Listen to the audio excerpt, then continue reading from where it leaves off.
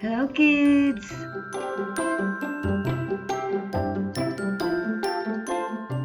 In this video, we're going to learn about materials. Separation and assemble of materials. Some objects are made from a combination of different materials. When the materials are separated, we can reuse the materials to make new objects. Here are some examples. Shirts are made of fabric and buttons. The fabric and buttons can be separated from each other. The buttons can be assembled to make handicrafts. The pieces of fabrics can be assembled to make bags. The house is made of many materials. Its walls are made of bricks. When the walls are dismantled, we can reuse the bricks to make a walkway. Changes in materials due to heat. Some materials will change their shapes or colors when heated or cooled.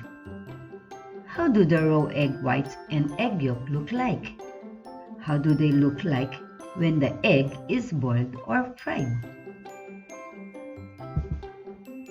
The raw egg white is clear liquid. The raw egg yolk is a yellow liquid. They have no fixed shape. The cooked egg white is a white solid. The cooked egg yolk is a pale yellow solid. Their shapes are fixed. When we toast a piece of soft white bread, it turns brown and crispy. Have you seen an uncooked prawn? What is its color? What happens when it is cooked? When we toast the bread or cook the prawns, we are adding heat to the food. Some foods change their colors or shapes when they are cooked. Water is a liquid at room temperature. Water does not have a fixed shape. It can flow to any containers and takes the shape of that container. When we place some water into a freezer for some time, the water will turn into ice. Ice is a solid and it has a fixed shape. It does not flow anymore. However, ice turns into water again when it is heated. Ice cubes melt when left on a table as the heat from the surroundings turns them into water. When water is heated for a period of time, it will boil. The water turns into steam. Steam is a gas. It has no fixed shape and color. However, it can turn into water again when cooled. Surely you have eaten ice pops before? Ice pops are frozen flavored water served on sticks. An ice pop is a solid with a fixed shape.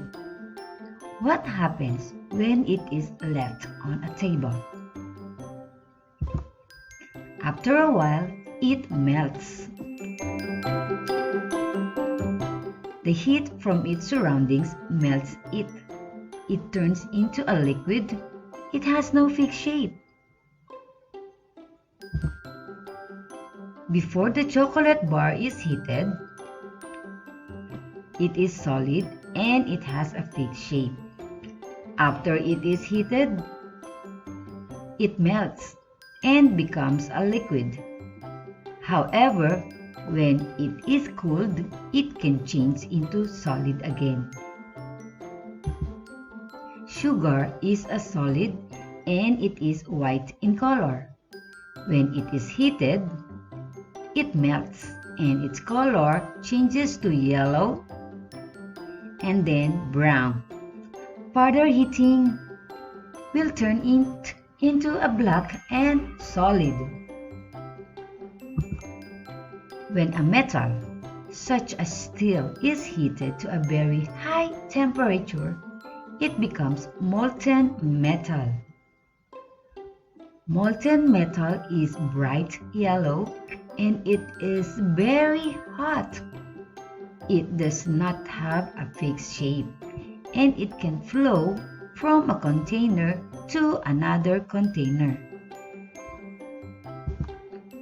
When the molten metal is poured into a mold and cooled, its color slowly changes from bright yellow to red and then pale gray. It becomes a solid and its shape is fixed.